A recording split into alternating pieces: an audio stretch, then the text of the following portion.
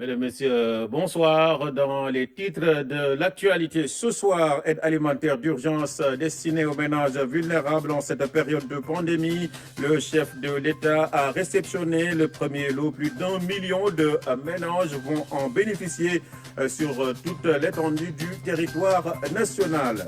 Pour une gestion plus efficace de la pandémie et surtout l'arrêt de la chaîne de contamination, de nouvelles dispositions ont été prises par le gouverneur de Dakar.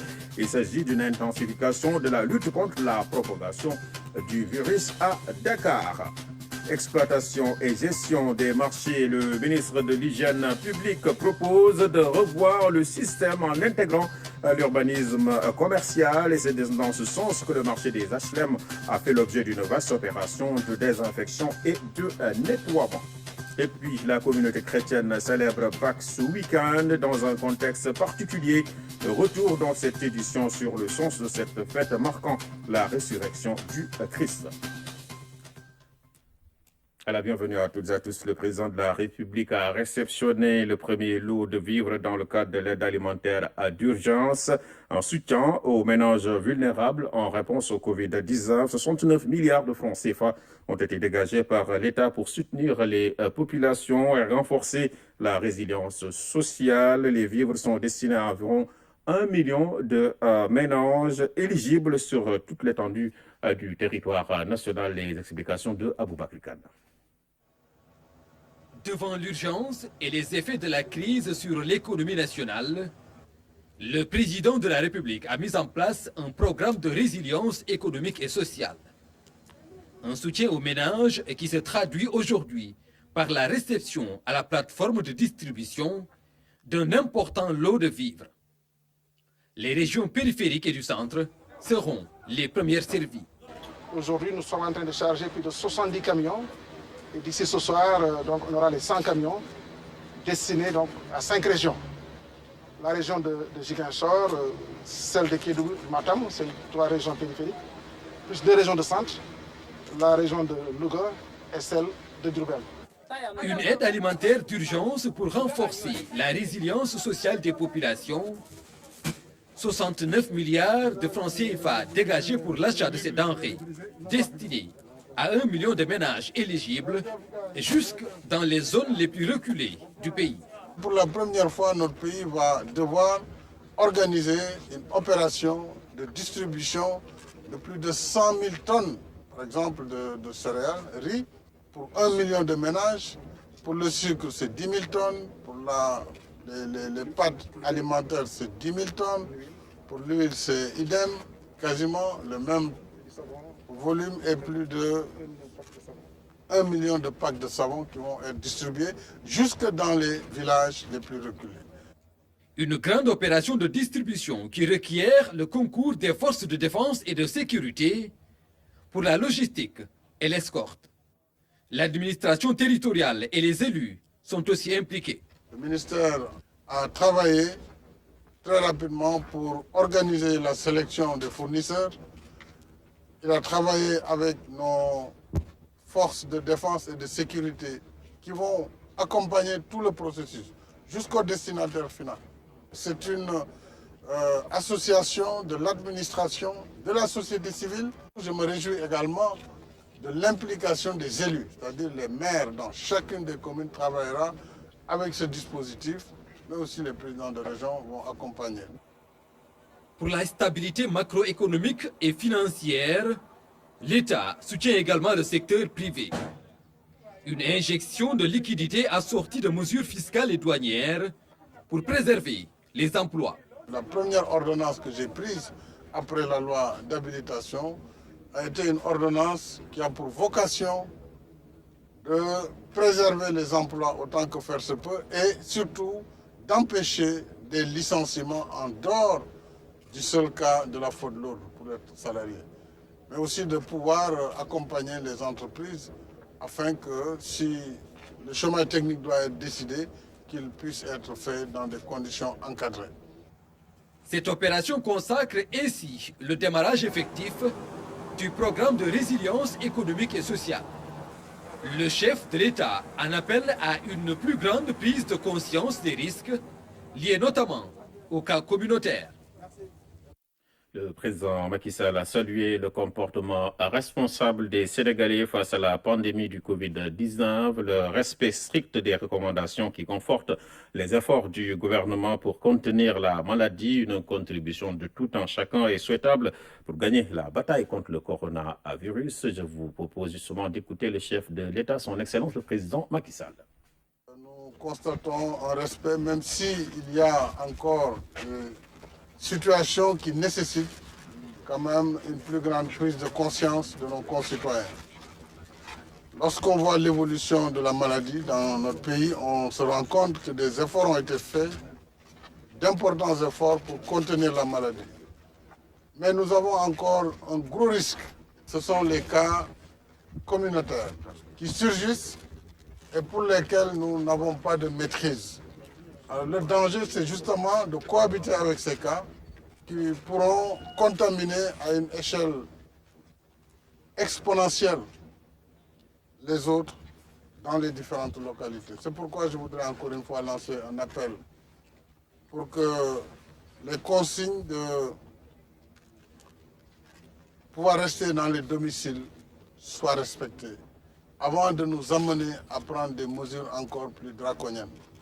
Parce que si la situation l'exige, ces mesures seront mises en œuvre.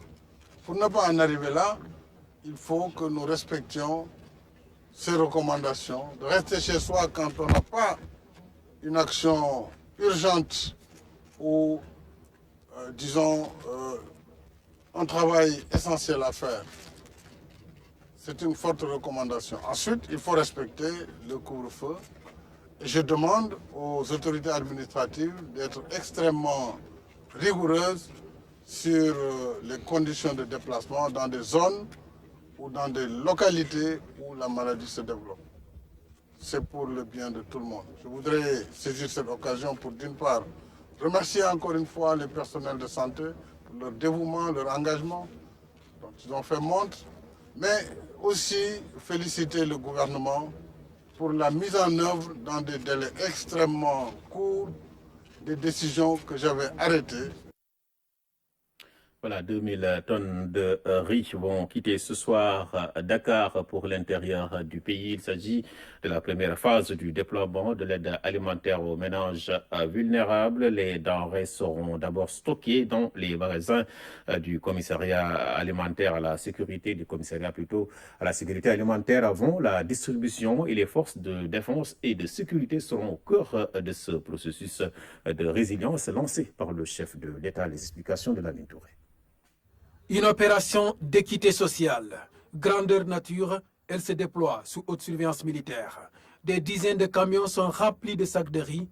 2000 tonnes sont ici en cours d'acheminement vers les régions du pays. Nous allons alimenter l'ensemble des magasins dont dispose le commissariat à la sécurité alimentaire, complétés par les casernes au niveau non seulement des gendarmeries, mais aussi au niveau des casernes, donc des militaires.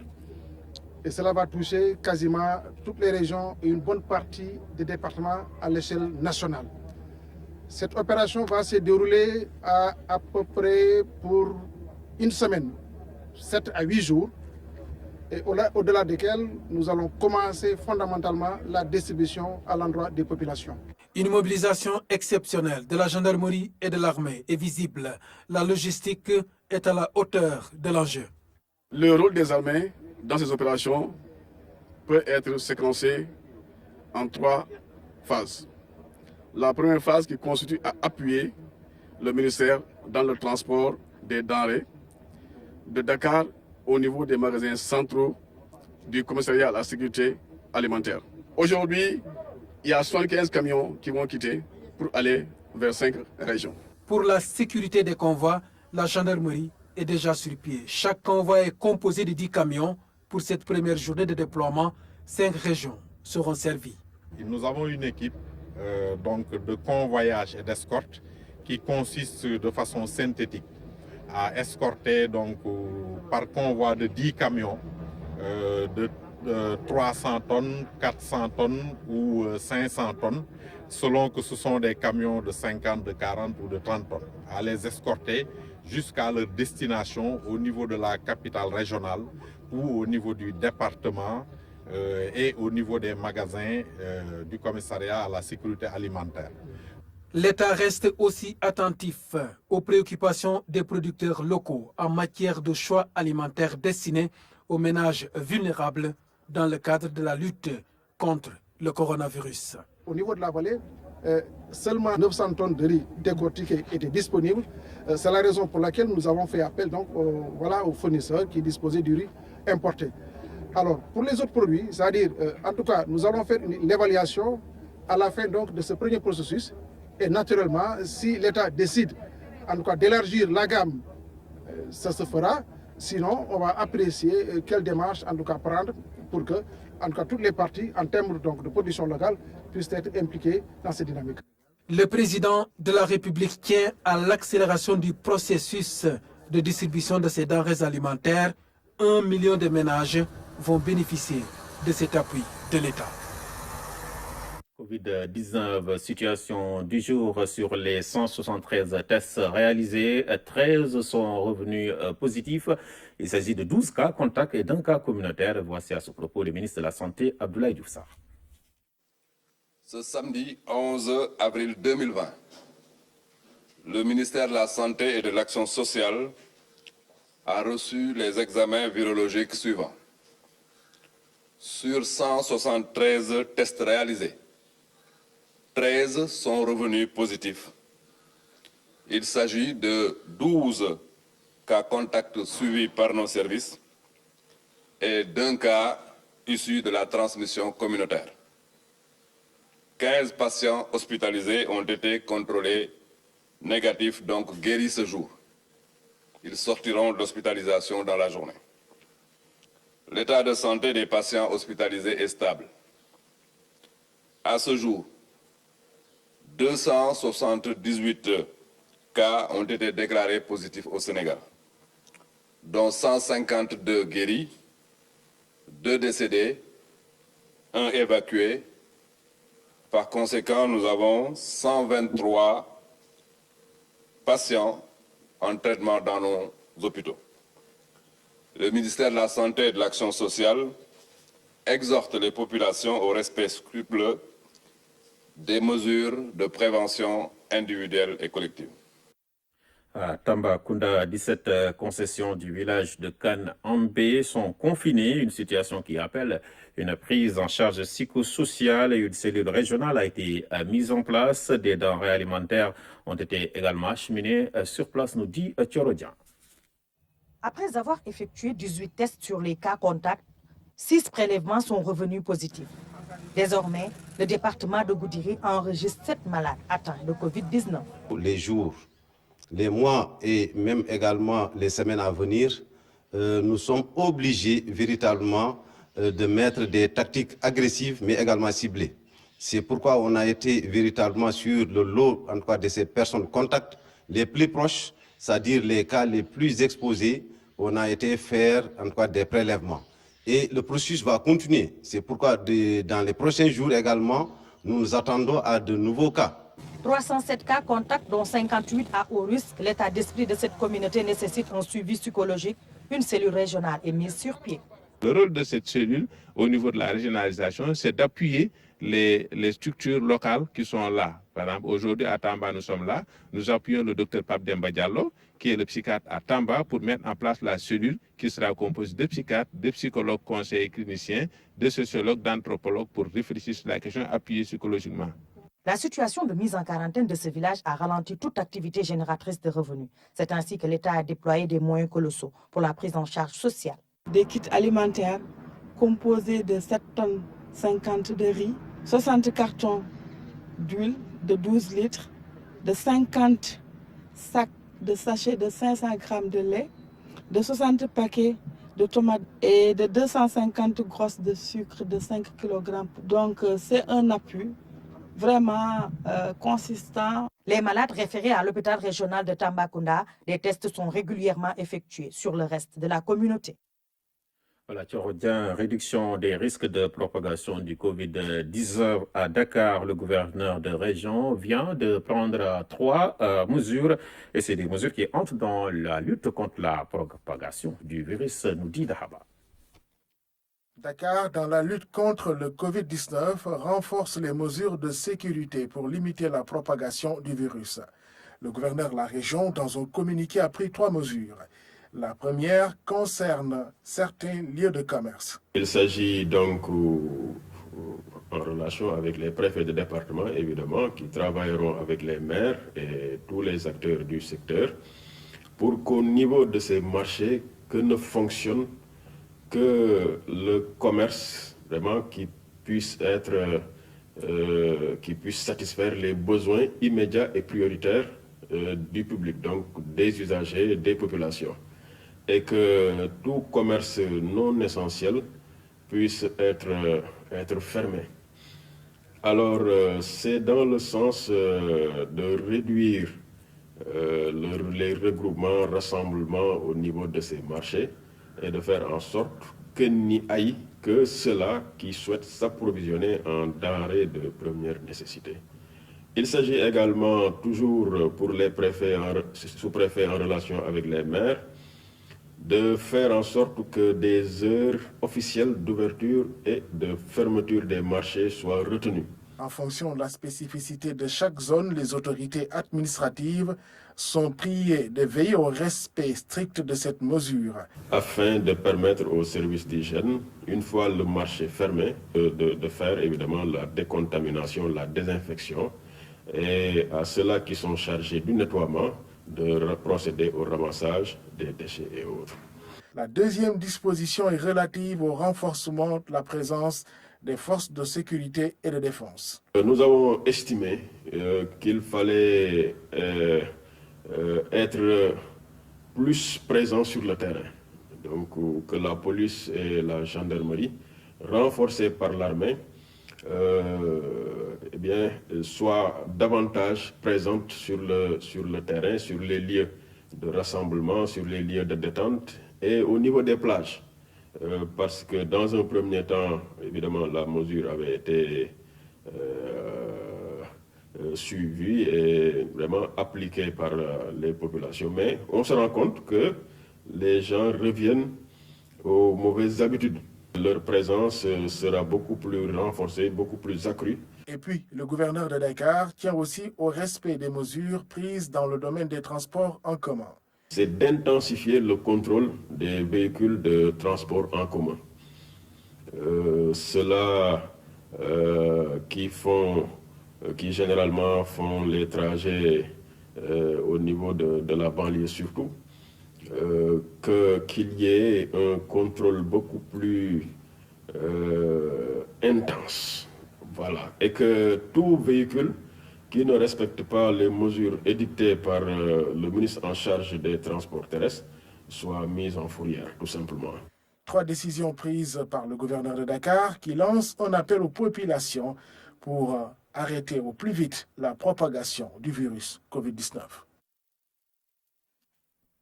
Le gouverneur de Dakar est également revenu sur la prise en charge des personnes mises en isolement et qui étaient en contact avec des malades du Covid-19.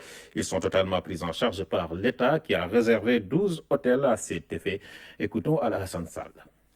Parmi les mesures prises et qui sont appliquées, c'est le confinement des cas contacts. Le temps qu'on suive ces sujets et que l'on puisse être rassuré sur leur état. Donc le confinement doit durer en principe 14 jours. Alors, des instructions ont été données par les plus hautes autorités pour que des hôtels soient réquisitionnés, le cas échéant, afin d'y loger ces cas contacts. Actuellement, nous travaillons avec 12 réceptifs hôteliers de Dakar. Et c'est le moment quand même de leur rendre hommage, de les remercier, parce que pour la plupart d'entre eux, il a juste fallu les appeler pour qu'ils mettent à disposition les réceptifs hôteliers. Il y en a pour d'autres, on a dû réquisitionner, mais lorsqu'on a réquisitionné, il n'y a pas eu également de difficultés particulières pour faire appliquer les termes de la réquisition. Donc aujourd'hui, plusieurs cas contacts sont logés dans les hôtels et suivis. Et une fois que le délai de confinement est dépassé. Après des tests, s'ils sont déclarés négatifs, eh bien, on leur permet de retourner chez eux, dans leur quartier. Et lorsqu'on fait un test et qu'on se rend compte que le cas est positif, évidemment, on le prend en charge au niveau des structures hospitalières. Alors, je voudrais vraiment insister parce que des fois, il nous est relaté des situations où ceux-là qui doivent être confinés au niveau des hôtels résistent ou tout simplement refusent. Je dois leur dire qu'il n'y a aucune honte à aller au niveau des hôtels. Je dois également dire que les conditions au niveau de ces hôtels sont bonnes parce que les 3 repas y sont servis, les conditions et autres commodités y sont assurées et on ne leur demande que de rester au niveau de l'hôtel le temps que l'on soit rassuré par rapport à leur situation. Alassane Sall était au micro de Dahaba. Le ministre de l'Hygiène publique était ce samedi au marché HLM de Dakar pour superviser les opérations de nettoiement et de désinfection. Il s'agit pour le ministre d'aller vers un nouveau mode de gestion des marchés au Sénégal, notamment l'organisation et l'exploitation pour intégrer l'urbanisme commercial. Issa Tchorogay. Guetter de regard appuyé les passants, puis leur proposer du gel antiseptique. Elle l'a fait toute la matinée sous le soleil des HLM Dakar. Le but de ces points de propreté installés un peu partout par le ministère de l'Hygiène publique est de lutter considérablement contre la propagation du Covid-19 aux abords des lieux publics, comme c'est le cas ici, sur cette avenue qui borde le marché HLM, fermé voici 12 jours pour être bien nettoyé. Nous sommes dans un marché qui est appelé marché international. Tout le monde vient ici. Et si on regarde les normes de sécurité, il est difficile de les respecter au niveau d'un marché qui fonctionne. C'est la seule raison qui a fait que nous avons dit qu'on ferme le marché pour 12 jours. Maintenant, en fermant pour 12 jours, nous avons fermé les boutiques. Mais pour la voie publique, nous avons dit l'arrêté du maire interdit la vente sur la voie publique. Donc sur la voie publique, il est interdit d'y vendre jusqu'à une date qui sera fixée. Le marché HLM Dakar est l'un des plus grands du pays, mais ses équipements sont d'une vétusté notable. En attestent ses murs lézardés et ses toitures qui menacent ruine. Pour le ministre de l'Hygiène publique, l'urbanisme doit désormais habiter les marchés. Il faut, dans les marchés de l'exploitation, il faut de l'organisation. Donc, cette pandémie doit nous pousser à réfléchir, à revoir notre système de gestion, des investissements, des partenariats publics-privés pour avoir des marchés sains, des marchés organisés, des marchés propres, afin que si demain Dieu nous prête longue vie et qu'on puisse sortir de cette situation, qu'on n'ait pas encore d'autres périls, d'autres risques urbains relatifs à la prévention sanitaire, que l'on ne puisse pas avoir des difficultés à contenir des maladies juste à cause des lieux de forte affluence comme les marchés. Réinvestir dans les équipements publics marchands, le challenge est à portée de main. Certes, juste y croire et s'y mettre avec l'idée de garder en veille l'esprit hygiène. Voilà, Issa Tchorogay, la seule manière d'éviter le Covid-19, c'est de respecter les recommandations des médecins. Quand cette vérité sort de la bouche de praticiens, elle prend un relief particulier. Il s'agit d'un groupe d'acteurs reconnus qui ont été sensibilisés par les services du ministère de la Santé. Compte tenu de leur rôle dans la communauté, ils peuvent aider à la sensibilisation, nous dit Omar Diaw. En moyenne, 80% des Africains, selon l'OMS, ont recours à la médecine traditionnelle en première intention en cas de maladie. Qu'on le veuille ou non, il s'agit d'une réalité. Une autre réalité, celle du Covid-19. moytu feebar bi mooy garab bi misir yi nga xam ne moom la docteur yi joxe léegi misir yi nga xam ne moom la état Sénégal joxe loolu mooy première garab bi nga xam ne moom lañ am mooy raxas say loxo. Cette formation initiée par le Service national de l'éducation et de l'information pour la santé a pour objectif de sensibiliser ces acteurs pouvant être des relais dans les communautés. Dans le cadre du renforcement de la communication, surtout au niveau communautaire, nous les rencontrons parce que nous avons eu à rencontrer d'autres acteurs, donc les techniciens de santé, la presse, Mais aussi, eux, ils sont aussi importants et très écoutés et nous voulons qu'ils démultiplient l'information donc au niveau des populations. Les tradipraticiens réunis dans cette salle sont unanimes à reconnaître qu'ils n'ont aucun pouvoir de guérir cette maladie. La raison est simple, personne ne la connaissait avant. nañu maandu xam ne feebar bi mënuñ ko faj mu bañ a yàq li nga xam ne moom lañ xamoon sooy wax na nga wax lu nga xam soo xamulee na nga noppi sooy def defal li nga xam soo mënoo def bayil. Cette position pleine de sagesse doit être vulgarisée et partagée avec les populations qui ont souvent recours à eux. Être propre, et avoir des masques, avoir des gants et ne pas vraiment se mélanger de trop comme ça. Le ministère de la Santé a une division chargée de la médecine traditionnelle qui encadre la pratique. Elle ne doit en aucun cas être l'affaire de charlatans. Le soigne-tout n'existe dans aucune médecine. Voilà, Omar Diaw, le ministère de la Formation professionnelle, de son côté, va appuyer les artisans locaux pour la fabrication de masques en cette période de pandémie, et c'est à travers le projet immobilier national qui sera mis en œuvre avec l'appui des partenaires, nous dit Awa Ndiaye. Le projet mobilier national du ministère de l'Emploi, de la formation professionnelle et de l'artisanat a rencontré les acteurs du secteur de l'artisanat filière textile. L'objectif est de jumeler leurs forces afin d'apporter leur touche à la lutte contre le Covid-19.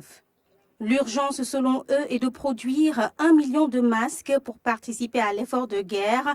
Ils ont partagé leur cahier de charges pour une production optimale de ces masques qui seront mis à la disposition des corps qui sont les plus exposés au Covid-19. Voilà, Awa Ndiaye, le programme d'urgence de modernisation des axes et territoires frontaliers Puma au chevet des régions de Kolda, Sédhiou et Ziguinchor dans la réponse face au Covid-19. Ces régions ont reçu des équipements de protection, des thermoflash et des produits d'hygiène. La correspondance Kaltongay. Des kits de lavage des mains, du savon, de l'eau de javel et des denrées alimentaires, un appui au département de la région qui vient renforcer le dispositif déjà mis en place à Sédhiou. La porte d'entrée de la Casamance, il faut le dire, c'est le département de Bunkiling avec la Gambie. Et au niveau de Sénobas, effectivement, la frontière est fermée. Mais avant la fermeture, nous avions donc un système de lavage des mains, mais aussi de détection de la température des voyageurs, à l'aller comme au retour, qui est opérationnel sur le terrain. Mais aussi, nous avons donc sur différents points le long de la frontière des points qui sont non officiels, que nous surveillons depuis la fermeture de la frontière pour éviter que des gens contournent Sénoba pour pouvoir donc entrer par ces points-là. Ce qui fait qu'avec la gendarmerie, avec l'armée, mais aussi la police des frontières, donc nous sommes en train de faire le travail de sensibilisation d'abord, mais aussi de passer régulièrement au niveau de ces localités-là pour surveiller. Cette surveillance est possible grâce à l'implication des populations. On a des immigrés de retour et à chaque fois il faut s'en féliciter. Les populations nous le signalent et avec les équipes médicales se déplacent et selon le cas, s'il y a lieu de faire des prélèvements, nous le faisons et nous touchons du bois. Depuis lors, nous avons eu un certain nombre de cas qui ont été décelés mais qui se sont avérés. Donc après les analyses, donc c'était des cas donc négatifs. Donc à ce niveau-là, donc nous nous en félicitons. Réduire les déplacements entre les localités est une solution dans la lutte, mais pour le ministre, les facilités doivent être utilisées au minimum. On doit faire attention parce que si aujourd'hui on n'a pas les risques énormes au niveau de la région, les risques nous viendront de l'extérieur, c'est-à-dire que les risques nous viendront des cas importés. Et pour cela, il faut être de mise, ou bien les gens qui vont se déplacer, les mêmes enfants du Burkina qui vont se déplacer dans d'autres régions, dans d'autres localités. Et c'est là où il faut être aussi regardant dans l'octroi des facilités. Hein, je pense qu'il faut réduire ces facilités-là parce que ça aussi, c'est des zones à risque. À Bona, une zone frontalière avec la Gambie, aucune activité n'est notée. L'effectivité de la fermeture est constatée sur place. Pour Abdoulaye Diop, la surveillance doit être permanente pour la protection de tous. À ce stade du journal, nous recevons un invité sur ce plateau. Il s'agit de Mamadou Racine Sy, président du conseil d'administration de l'IPRES. Monsieur Sy, bonsoir et bienvenue. Bonsoir. Alors, on va parler naturellement de l'IPRES et des décisions en interne prises dans le cadre de la lutte contre ce fléau des temps modernes, le coronavirus. Merci, je suis heureux d'être là et de pouvoir m'adresser à vos aux téléspectateurs.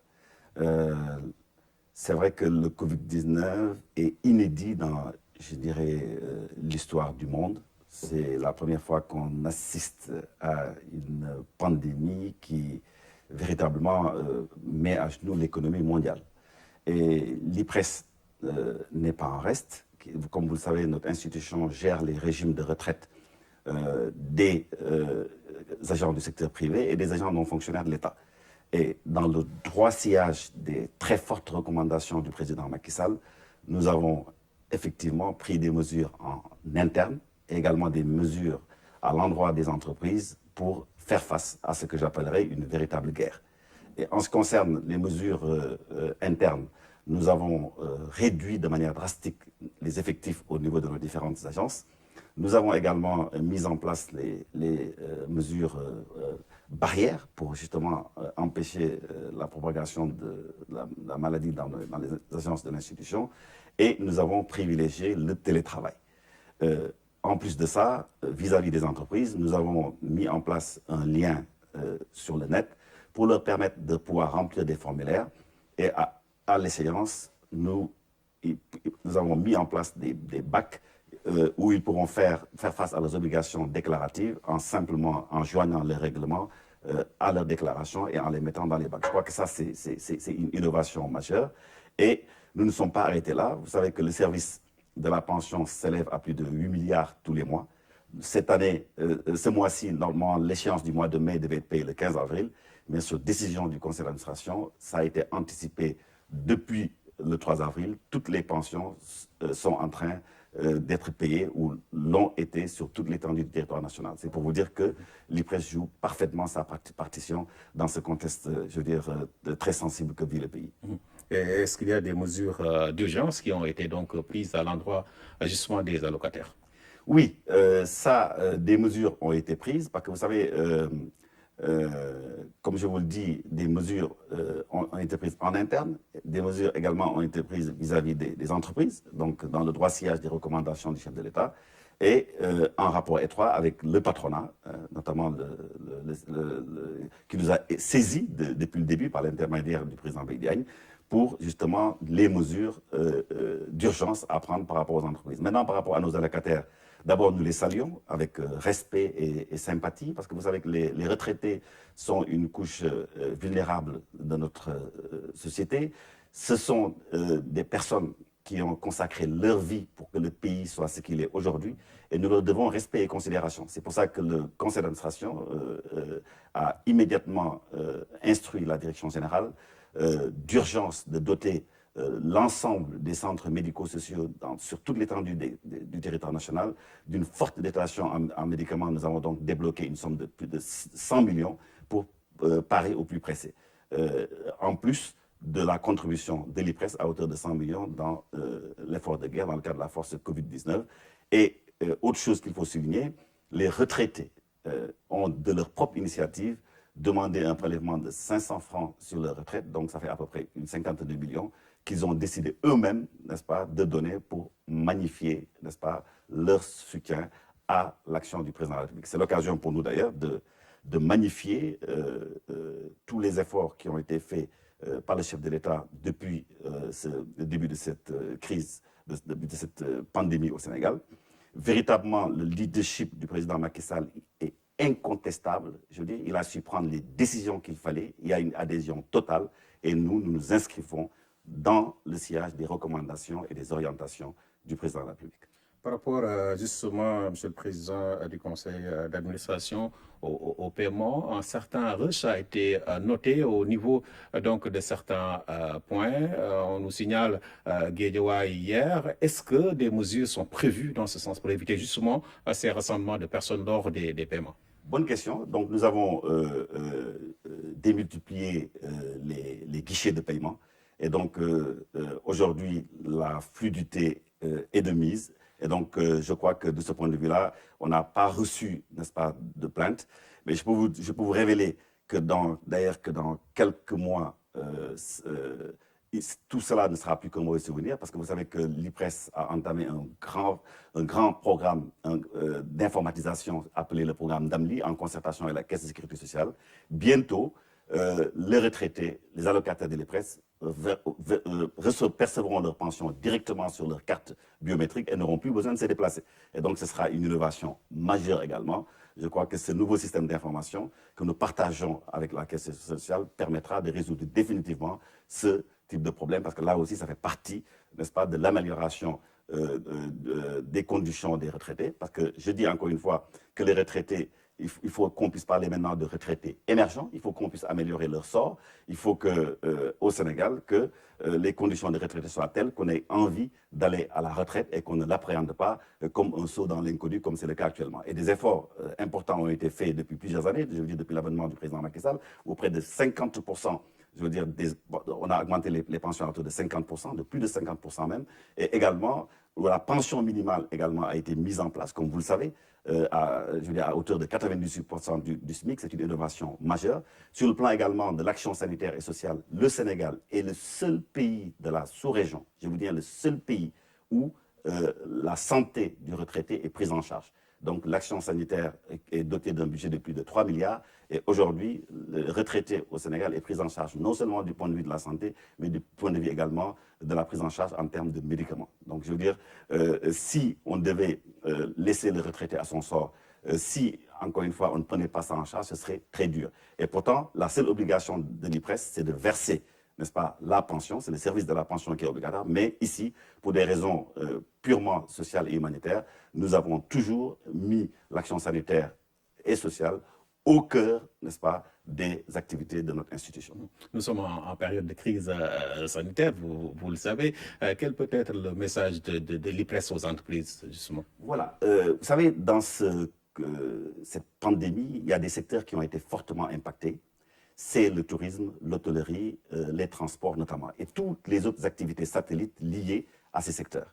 Il est clair aujourd'hui que dans le domaine, par exemple, des agences de voyage, on ne peut pas parler de baisse d'activité. Là, il s'agit d'un arrêt total des activités. Les agences de voyage n'émettent plus de billets parce qu'il n'y a plus de compagnies aériennes qui fonctionnent. Les aéroports sont pratiquement fermés dans le monde entier. Donc là, il s'agit d'un arrêt total des activités. Dans le domaine de l'hôtellerie également, quand il n'y a plus la liberté d'aller et de venir, je veux dire, là aussi, on ne peut pas parler de baisse des activités, on peut parler d'arrêt total des activités dans plus de 90% des cas, en dehors de ceux qui sont bloqués ici parce qu'ils ne peuvent plus quitter en raison de la fermeture des aéroports. Donc là, il s'agit véritablement, non pas d'une baisse, mais d'un arrêt. Et ça, je veux dire, ça fait de ces activités des secteurs quasi sinistrés. Et là, effectivement, ils ne peuvent pas faire face à leurs obligations contributives. Je peux annoncer d'ores et déjà que le conseil d'administration a pris la décision d'arrêter toute opération contentieuse envers les entreprises. Et nous allons également, pour ces secteurs durement impactés, reporter, n'est-ce pas, les cotisations jusqu'à retour à meilleure fortune. Parce qu'encore une fois, quand il s'agit de cessation d'activité, il faut espérer que ça ne dure pas trop, parce que si ça dure, évidemment, et nous ne le souhaitons pas, ça peut occasionner, sur le plan social, des dépôts de bilan ou autres. Parce que je vous dis encore une fois, c'est une situation inédite au Sénégal. Nous saluons les efforts qui ont été faits par le gouvernement. Nous adhérons totalement, je veux dire, à cela. Mais encore une fois, dans les secteurs que je viens de citer, il s'agit véritablement d'un quasi-sinistre. Maintenant, l'appel que je lance maintenant aux autres secteurs qui ne sont pas impactés, je veux dire, c'est encore une fois d'avoir une attitude citoyenne, n'est-ce pas, et de respecter et de remplir complètement leurs obligations en matière d'obligations déclaratives et contributives, parce que c'est cela qui permettra à l'IPRES de passer ce cap, je veux dire, très sensible, parce que nous versons au mois le mois à peu près plus de 8 milliards de pensions, et c'est parce que les entreprises cotisent que nous pouvons le faire. Imaginez un tout petit peu la situation dans laquelle vont se trouver les institutions sociales de manière générale si cette situation devait perdurer et si toutes les entreprises retenaient leurs déclarations au niveau de nos institutions. Vous parlez tout à l'heure du tourisme et du secteur des agences de voyage. Avant de revenir sur ce secteur que vous connaissez très bien, Monsieur le Président, peut-être revenir un peu sur la disponibilité des médicaments au niveau des centres médicaux et sociaux. Est-ce que les médicaments sont disponibles? Je peux vous assurer que toutes les dispositions ont été prises pour cela, parce que nous avons le souci de manifester notre solidarité pleine et entière aux retraités qui nous font confiance et qui savent que jamais nous allons les abandonner. Notre raison d'être, notre sacerdoce, c'est d'être au service des personnes du troisième âge. Et je peux vous dire que nous nous assurerons personnellement que sur toute l'étendue du territoire national, les médicaments seront disponibles dès la semaine prochaine, ventilés comme il faut, et ça va aller véritablement vers les véritables destinataires. Donc de ce point de vue-là, je peux vous rassurer, les dispositions nécessaires ont été prises et nous veillerons personnellement à ce que les choses se fassent, n'est-ce pas, dans la transparence et dans les règles de l'art. Et évidemment avec la plus grande rapidité, n'est-ce pas, pour que la mise à disposition puisse se faire dans les délais les plus brefs. Et nous allons y veiller personnellement parce que c'est notre raison d'être. Les retraités qui nous écoutent savent que nous avons toujours été à leur côté, n'est-ce pas, dans toute la vie de l'institution. Et aujourd'hui, plus que jamais, il faut que nous leur fassions sentir que nous sommes à leur côté, comme le chef de l'État d'ailleurs, et c'est l'occasion pour moi de dire aux retraités que n'eût été d'ailleurs cette pandémie, le chef de l'État avait déjà marqué son accord pour les recevoir et pour leur dire toute l'attention qu'il leur portait. C'est seulement à cause de cette pandémie que cette audience a été reportée à la dernière minute pour éviter justement, parce que la distanciation sociale, mais je peux vous dire que le président de la République est très attentif au service des personnes du troisième âge. Monsieur, si vous êtes président du patronat ouest-africain du tourisme hôtellerie, qu'est-ce qui est prévu dans ce secteur névralgique touché aussi de plein fouet?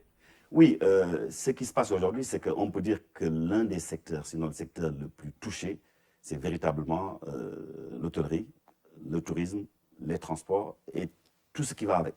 Je veux dire, et les effets induits sont terribles. Il ne faut pas se voiler la face, je veux dire, parce que vous savez, chez nous, l'activité, elle est saisonnière, pour parler de l'activité touristique au Sénégal. Je ne pense pas que le secteur du tourisme puisse reprendre convenablement ses activités avant l'année prochaine. Parce que la saison touristique se prépare 1 an à l'avance. Là, les catalogues sont en train de se faire au moment où je vous parle et toutes les agences sont fermées au niveau des marchés émetteurs. Donc la situation, elle est véritablement sérieuse. Il ne faut pas la négliger. Et aujourd'hui, c'est vrai que des mesures très fortes ont été initiées, n'est-ce pas, sur les instructions du chef de l'État.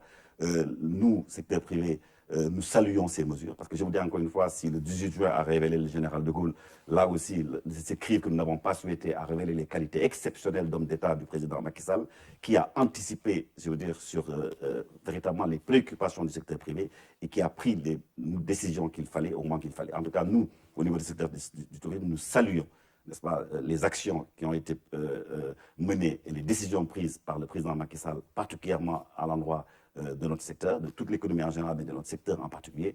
Et c'est l'occasion pour moi d'ailleurs de démentir des choses qui ont été dites comme quoi les hôteliers étaient réticents pour mettre leur réceptif à la disposition de l'État. Ce n'est pas vrai du tout. Nous sommes aujourd'hui plus que jamais déterminés à accompagner l'État dans tout ce qu'il nous demandera. Simplement, la climatisation centrale, selon les autorités médicales, je veux dire, joue un rôle dans la propagation de cette maladie. Et nous avons dit, OK, pour tout ce que vous voulez, encore une fois, il n'y a pas de problème. Nous sommes avec vous, nous sommes des patriotes, encore une fois.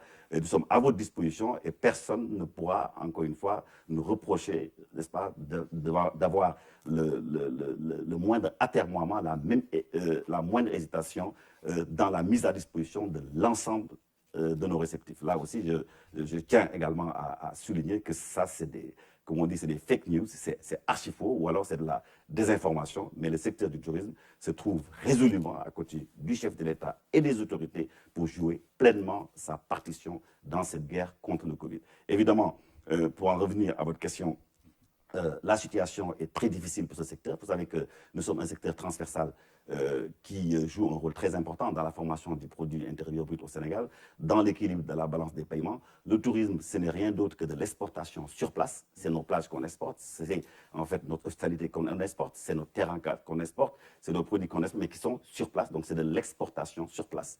Et je veux dire, et il faut véritablement aujourd'hui envisager des mesures de soutien sur le court et le moyen terme, parce que comme je vous dis, si dans d'autres secteurs, ça s'est ralenti, chez nous, dans plus de 90% des cas, il s'agit d'un arrêt total de nos activités. Et je pense que je ne vais pas, encore une fois, enfoncer, comme on dit, une porte déjà ouverte. Tout le monde le sait. Et en concertation avec l'État, je suis sûr que nous trouverons les les bonnes solutions. Hier déjà, nous avons eu une séance de travail avec le ministre de l'économie. Nous rencontrerons bientôt ces autres homologues en charge, n'est-ce pas, du secteur de l'économie. Et je pense que, de toute façon, ce qu'il faut, c'est la concertation. Et la concertation, nous ne sommes pas au Sénégal en panne de dialogue social. Donc, ce qu'il faut, c'est prendre en compte les préoccupations des travailleurs, ça nous sommes tout à fait d'accord, mais prendre aussi en charge les préoccupations de l'entreprise. Je crois qu'on peut trouver un juste milieu qui peut faire en sorte que ce soit le Sénégal qui gagne, parce que c'est dans l'unité des cœurs, c'est dans l'unité d'action, c'est dans la cohésion nationale que nous pouvons vaincre véritablement cette pandémie. Une toute dernière question, votre qualité de PCA de l'IPRES, c'est une question que l'on ne peut ne pas vous poser. Où en êtes-vous avec le processus de recrutement du nouveau directeur général de l'IPRES? Ce processus est arrivé à son terme et dans quelques jours, nous pourrons effectivement tourner cette page et repartir d'un bon pied avec la nomination d'un nouveau directeur général. Est-ce que vous pouvez annoncer une date déjà? Oui, mais c'est imminent. Voilà, c'est imminent. Et je peux vous dire que jusque-là, ça a fonctionné parfaitement. Mais malgré la crise, les organes continuent à fonctionner. Et je peux vous assurer que la procédure est en train d'arriver à son terme et que sous peu, n'est-ce pas, vous aurez, comme on dit, des nouvelles à ce sujet. Je peux vous rassurer, et c'est dans l'ordre normal des choses, n'est-ce pas? Nous allons revenir à l'orthodoxie dans le fonctionnement de notre institution. Voilà, Monsieur Si, merci d'avoir répondu à notre invitation. C'est moi qui vous remercie. Voilà, je rappelle donc que nous recevions Mamadou Racine Si, président du conseil d'administration de l'IPRES, qui était venu nous parler des mesures donc prises au niveau de l'IPRES pour faire face à la situation imposée par le Covid-19. La vitesse de propagation justement du Covid-19 peut être moins rapide en Afrique subsaharienne. C'est une hypothèse émise par le professeur Raoult, médecin infectiologue français ayant vu le jour au Sénégal et effectuant des travaux chez nous. Professeur Raoult pense que la prise d'antipaludiques aurait pu développer chez les populations africaines une plus grande résistance. Quoi qu'il en soit, le médecin plaide pour le continent. Nous écoutons Omar Diaw. L'hydroxychloroquine associée à un antibiotique en début d'infection dans le traitement proposé par le professeur Raoult a fait grand bruit dans la communauté médicale. Efficace ou pas? Ça a une efficacité qui n'est pas peut-être totale. Nous, on trouve que ça marche mieux si on l'associe à l'azithromycine, qui est un médicament de base de toutes les pneumopathies. Certains de ses collègues lui reprochent la taille de son échantillon, l'absence d'un groupe témoin sous placebo. Mais ça, c'est dans le meilleur des mondes. On fait la guerre avec les munitions disponibles. L'idée d'un danger exagéré fait sourire. Ça fait beaucoup rire mes amis africains. Je pense que vous rirez avec moi quand on leur dit que la chloroquine est un médicament dangereux. Parce que, comme on a tous bouffé de la chloroquine quand on était gosse et que ça a continué pendant très longtemps, tout ça n'est pas très sérieux et donc n'est pas vraiment documenté. L'usage doit être encadré par des hommes de l'art en milieu hospitalier.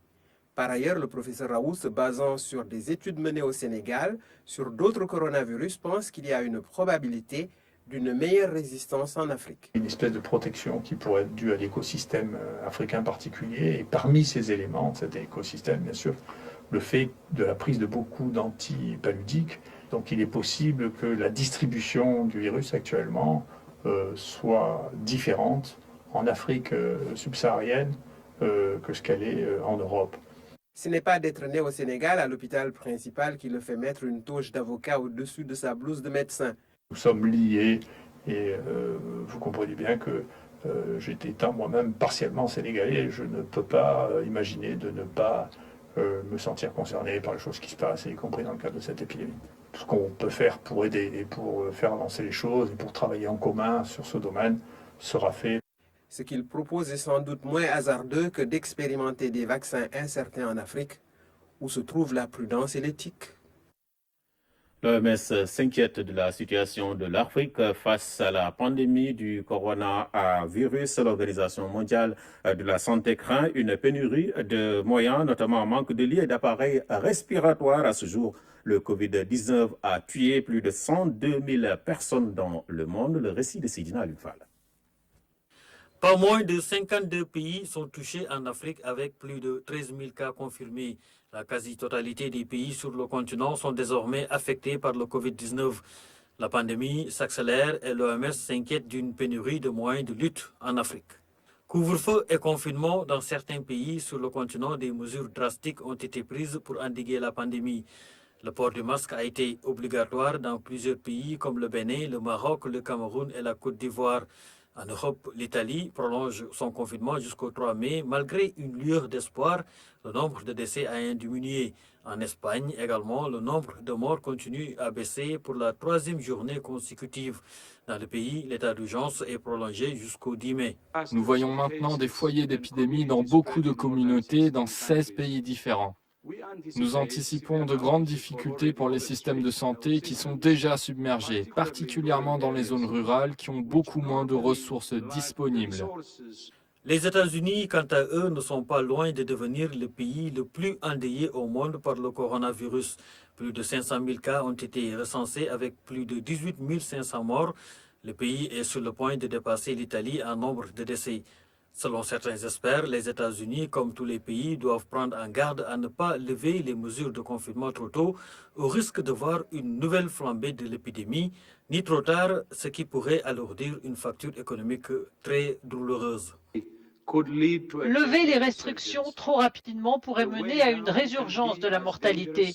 Le déconfinement peut être aussi dangereux que le confinement s'il n'est pas géré correctement. L'épidémie de coronavirus a contaminé plus d'1 700 000 personnes dans le monde et fait plus de 102 000 morts. Dans l'une fois, la communauté chrétienne célèbre Pâques ce week-end dans un contexte particulier marqué par le Covid-19. Les fidèles sont appelés à la prière en ce jour de résurrection du Christ. Écoutons Abbé Georges Diouf sur le sens de la fête pascale. La fête de Pâques, c'est le sommet de toutes les fêtes chrétiennes. Pourquoi? Sans la résurrection, notre foi est vaine, a bien écrit l'apôtre Paul. La foi chrétienne repose sur le socle que Jésus a vaincu la mort par la Pâque, par sa résurrection. Et nous sommes tous invités à cela. Nous devons être le cœur plein de joie, sachant que le Christ a vaincu la mort et pour l'éternité. Le Christ nous invite à porter et à vivre, à être des tabernacles de joie pour tout le monde. Allons fêter Pâques dans la tendresse. Je conseille donc à tous nos frères chrétiens de célébrer ce sommet de notre vie chrétienne, la Pâque. Ensuite, de montrer et de manifester tout ce que cela signifie. C'est un jour vraiment de joie et de paix, un jour de gloire pour notre Seigneur, un jour aussi de prière pour la paix dans notre pays, prière aussi pour les autorités de notre pays, prière aussi pour tous ceux qui sont dans le besoin. Pâques, c'est une fois là et c'est magnifique. Voilà, ainsi se referme cette édition. Mesdames, Messieurs, merci à vous de l'avoir suivi. Je vous souhaite de passer d'excellents moments en compagnie des programmes de votre télévision nationale.